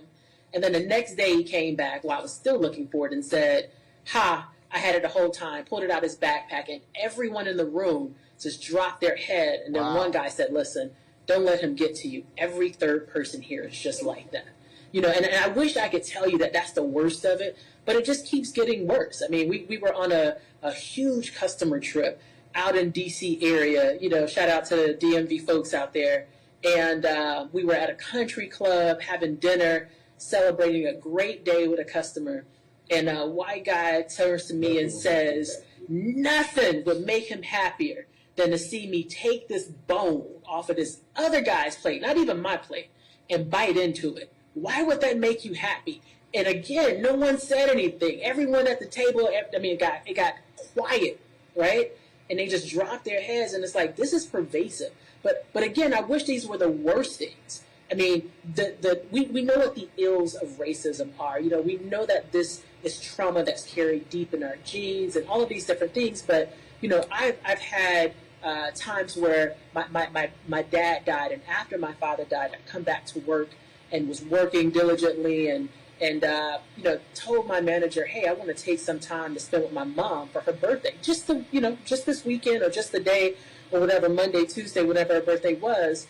And he said to me, can't someone else do it? My dad had just died. This is her first birthday without my father. And his response was, can't someone else do it? And I noticed when other people had problems, you know, parents dying or relatives, because, you know, this is the pandemic. Let's keep it real. A lot of people have been lost during this time. They didn't get that. They were given whatever you need. My heart goes out to you. He angrily said to me and leaned into the camera, can't someone else do that? But, you know, beyond just these type of small things, there are things where financial impacts, right? We talk about wealth wage gap and inequality. We're underpaid, we're underleveled, right? And, you know, we're not either getting the promotion or even getting hired. Some people aren't making it through the door. I've seen more black people, and I mean, April, she's the guru on this. I've seen more black people apply and get rejected. And this is all by design. I mean, we're finding out that this is really all by design, right? To keep us out. They never designed Google to be for us in the first place. You know what I mean? So. Yeah. Hi, Roland. It's such a pleasure to talk with you today. I think my sentiments are similar to my beautiful sisters here, in that my experience as a black woman at Google was toxic. You know, I had a white manager tell me that I was intimidating to her, and she looked over me for leadership opportunities. She told me that the way that I speak, often with the Baltimore accent, was a disability. She told me that my promotion could not be approved because Google could not afford it. And so those experiences were true, but the lens that I want to double down on really quickly is through my recruitment efforts at historically black colleges and universities. For 6 years, I was Google's most successful diversity recruiter, bringing in over 500 black and brown talented students into technical roles. Prior to my role in 2014, Google had hired 0 HBCU students into technical roles. I brought in over 500, so the talent was there, and the barriers that my students faced to get hired at Google were the barriers that I had to break down and be vocal about. Barriers such as recruiters tossing my students' resumes out of the window because they had an HBCU name on their resume that they hadn't heard of before. Recruiters giving my students harder interview questions to trip them up. Interviewers telling students that they weren't googly enough, which we now know means they weren't white enough. So the barriers that existed, I was very vocal about. Google, instead of rewarding me for that, terminated me. And so that's why we're here. This is why we're fighting. Amen. And so, so you're filing this class action lawsuit. Ben, have you been hearing from other folks sharing their own experiences, some who may be afraid to join this lawsuit? So how has that been going? And has there been any response thus far from Google? Yeah, you know, Roland, that's why I applaud these brave sisters for speaking up, because there are a lot of people who are suffering in silence, but because it's income, they won't say anything about it. I have one last sister to tell you her experience, Roland, because it is quite significant. Chloe? Roland, I can keep my comments short here. What I shared earlier today at the press conference is that the issue is not as broad as that Google doesn't like black people, but I think it can be even more specific in saying that Google doesn't like black liberated people. And so I think that's why you see when they hire women like the class you see here that isn't willing to accept racism, that isn't willing to accept the passive aggressive behavior, I think they almost consider us like accidental black hires. And so when they identify us within the company, they really put the entire weight of the system on us to forcefully push us out. And so for me, I experienced lower pay. I didn't get the promotions that I was told I would get. I experienced sexual harassment. I experienced racial harassment after trying to mobilize internally on behalf of Mike Brown Jr. and his family after he was murdered in Ferguson. So those are the things that I experienced. And one thing we told them, Roland, hey, Google racism. Since they want to define everything and they know everything, well, they should know what racism looks like. And right now, this class action is growing, and Google, this is your opportunity to do the right thing. Hopefully, black people won't be suckered in.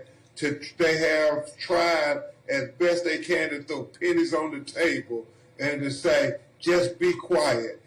We don't have racism here at Google. Well, that's not what the evidence demonstrates. There seems to be a pervasive problem of discrimination and racism. All right, then. Well, we certainly appreciate all of you joining us, sharing your story with us, and we certainly look forward to seeing where this lawsuit and this story goes. Thank you so very much. Thank you very much for having us. I appreciate it. Thanks a lot. All right, folks, a final break, and then we come back. We will share with you the opening, if you will, of this 2022 Essence Festival. It took place today, of course, at their opening session. Things have already started, different events, and so we're going to break it down for you next, right here on Roland Martin Unfiltered on the Black Star Network, live from New Orleans.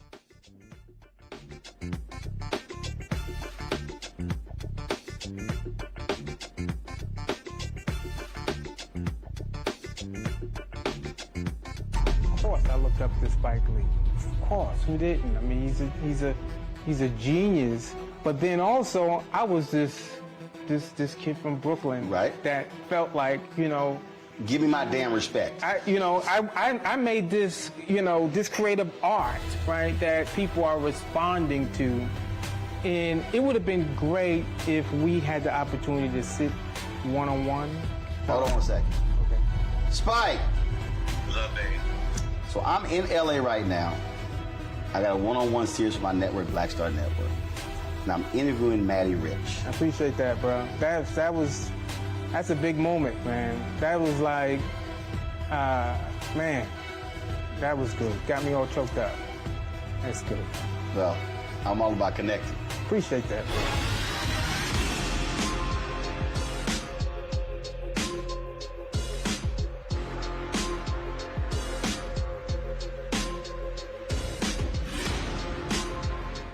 Made the simple way.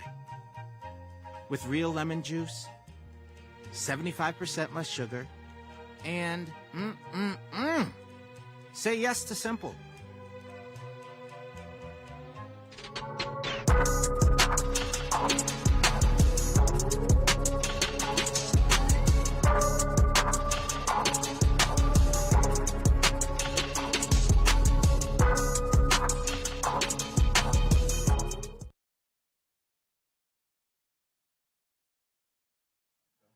All right, folks, we are here in New Orleans for the 2022 Essence Festival, courtesy of Coca-Cola, partnering with them to bring you the best of Essence. We're going to be covering this gavel to gavel, going to all kinds of different events. Today, they had the opening news conference. Our cameras were there, and here is how this all kicked off. I'll tell you more about our relationship with Essence, Coca-Cola's presence at this year's festival, why I'm excited to talk to you about season 4 of If Not For My Girls. Yes. And the ongoing impact that we've had here in New Orleans, the local community, because it's important to us to contribute. At Coca-Cola Company, our purpose is to refresh the world and make a difference. And diversity, equity, and inclusion are a core piece at the heart of our values and a cornerstone of our company culture. We proudly invest in programs and relationships to create a better shared future for our business relationships and our consumers. And we empower access to equal opportunity, both in our workplaces and in the local community. For the past 26 years, Coca-Cola has been the presenting sponsor of the Essence Festival of Culture.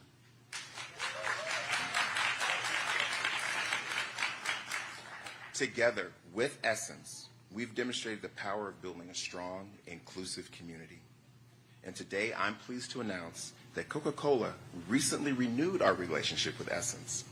We've expanded our relationship, so over the next 5 years, we will continue our commitment to the community and the impact to women's empowerment.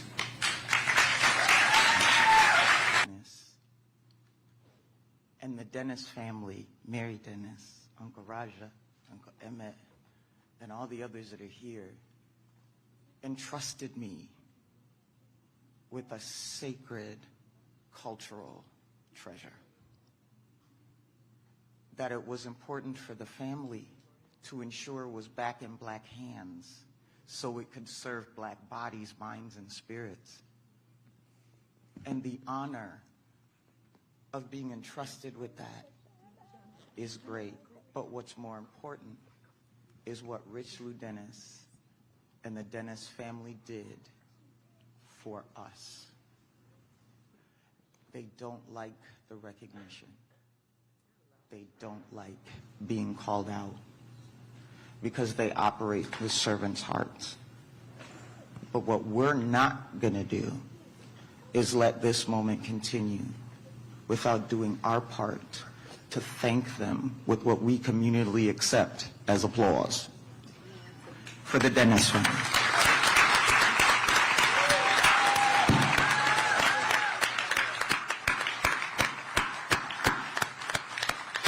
We're done. And as we gather here again in the city, we will never depart.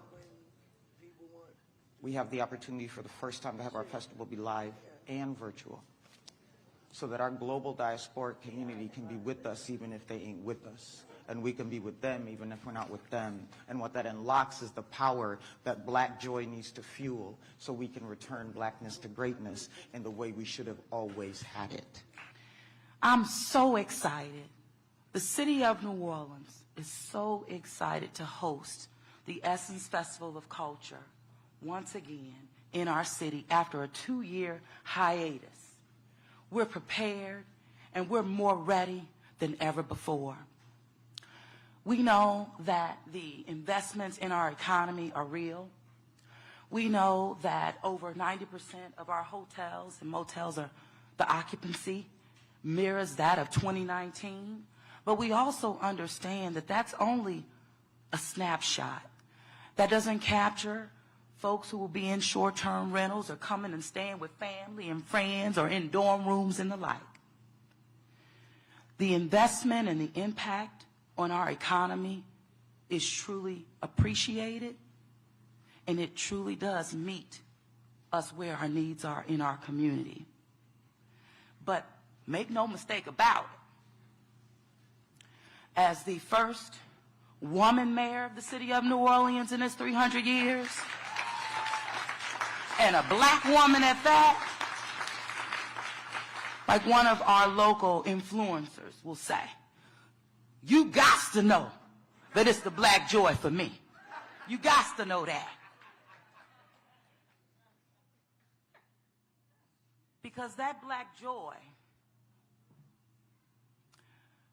that we can be bold about it. It represents the vibrancy of who we are and the power, that collective power that we have. And the fact that Essence is home to the city of New Orleans, who is the most Afrocentric city in the United States of America. And it gives us what we need to be unapologetic about that. And it is rooted and embedded in the culture of this city again. That is second to none in the world. But it's because of the people of this community and the commitment to preserve that culture is also embedded in the history of the Essence Festival of Culture. I will also like to say that as the 5th mayor, to be in leadership and in partnership with Essence. My brother, Mayor Marc Morial, was the first, and he deemed it as a party with a purpose. And while I'm the 5th mayor, it means that I also have the responsibility of keeping it going. Sometimes being mayor when traditions are there, the hardest part is one, don't mess it up, right? you keep building, you keep growing. Because it's also about the community and that collective community and the investments, not just in the city of New Orleans, but in the black community across America. I also would have to say that, you know, when Caroline mentioned about what that joy means and to refuel, I have to be honest about it. I need that too. And it's leaders across this country and mayors who are on the front lines leading like no others are. We need this, and I'm one of them. All right, folks, again, we're going to be covering all sort of stuff. Literally, when we finish the show, the mayor has her annual kickoff party. Congressman Troy Carter has his event. Our cameras are going to be there. We'll be showing you, bringing some of those interviews and showing you some of that on tomorrow's show. So here's the deal. Make note of the time, y'all. So go ahead and know the time. We will be live tomorrow from 5 to 7 p.m. Eastern, 5 to 7 p.m. Eastern, 4 to 6 p.m. Central. We'll be live tomorrow. Essence Festival kicks off tomorrow with the concerts tomorrow night. Tonight, Kevin Hart performs, but he's actually coming here on tour. They sort of did it around the same time.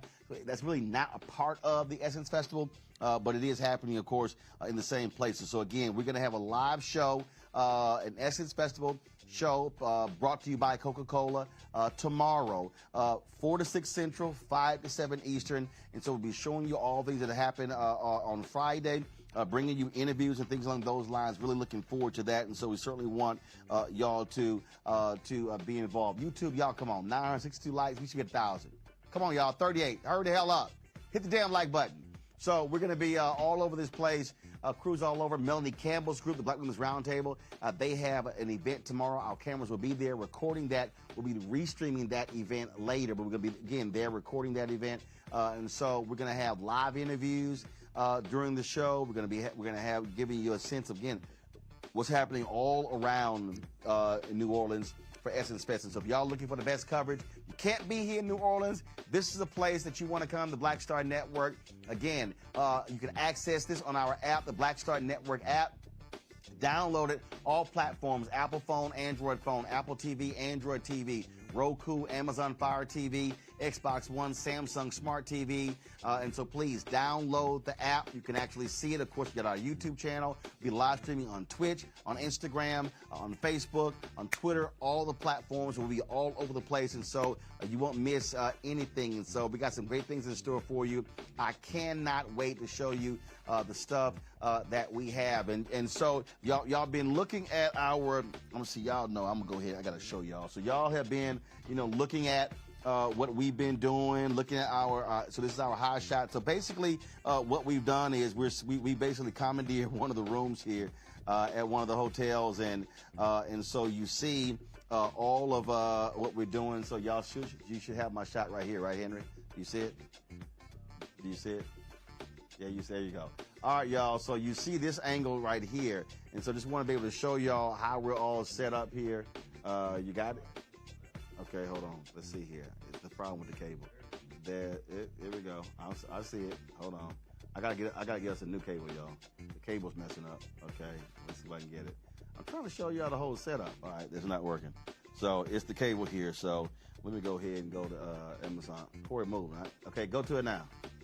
All right, so now y'all see we're all set up in here. Oops, we lost a shot. There you go. So you see how we're all set up in here.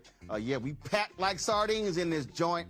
But it's all good. We are here again. So this is going to be our broadcast central. Doing interviews here, doing interviews from the Road-Mobile, doing interviews on location as well. And so y'all definitely want to check it out. I'm telling you, we got some great stuff. So nobody else is doing like we're doing, and we certainly want to appreciate Coca-Cola. We partnered with them for the Me X Swag Challenge, the Bayou Classic Celebration Bowl, and so we're doing the same thing here. And so it's really going to be great, the things that we're doing and how we are, again, giving you a sense of what's happening here in New Orleans. Let me also shout out, if y'all come to New Orleans, or even if you're not here for Essence, you're coming later. When I said to Mark, there were 3 black restaurants that we have visited in terms of supporting them, spending our money in those locations. And so, all right, so this here is Morrow's Cafe. Morrow's Cafe, Morrows Cafe. Y'all, the gumbo was fantastic. Look, I make gumbo, y'all. I know gumbo. That was a damn good bowl of gumbo. Morrow's Cafe is a black-owned restaurant that we went to. Now, the first night, I did not take a photo. Yo, what was the name of the place? Barrows? Okay, Barrows Catfish. So we went to another black-owned restaurant called Barrows Catfish, and so y'all can check that place out, Barrows Catfish. And so you want to do that. Now, Henry sent me this photo here, y'all. So Leah Chase, we always used to go by Dookie Chases. She, of course, longtime chef. She died 96 years old in 2019. We interviewed her. This was in 2017. We came through New Orleans for Essence, and so we always make a point of going by Dookie Chase. Her spirit still is there, and so we had an opportunity to swing by. Her son was there. We took a group photo. This, of course, is also right there in the pink. Of course, one of the family members, and so we certainly still support what they do. You see, damn, how hard are you cheesing, Brittany and Alex? Y'all cheesing hard. And so, and Anthony, look, okay, I don't understand what's up with Anthony and Aaron and Henry with them jail poses. I'm not quite understanding what's happening there. So let me go ahead and zoom this sucker out. Aria, why you got your eyes closed? I don't know where Lanny's looking. Let me see here. Let's see here. And Kenneth, he got this jail pose too. I don't know what's going on there. My goodness, y'all. Learn how to smile in photos. Let's see here. All right. And so this is the crew, y'all. This is the crew that we have here covering Essence Festival. And we appreciate all of y'all's support. And so, again, y'all tune into the Black Star Network app. We got some great stuff lined up for you. And y'all know we going to do it the way we do it, which is different from everybody else. That's it, folks. I'll see y'all tomorrow for our special coverage of Essence Fest, courtesy of Coca-Cola, right here on the Black Star Network. Until then, holla!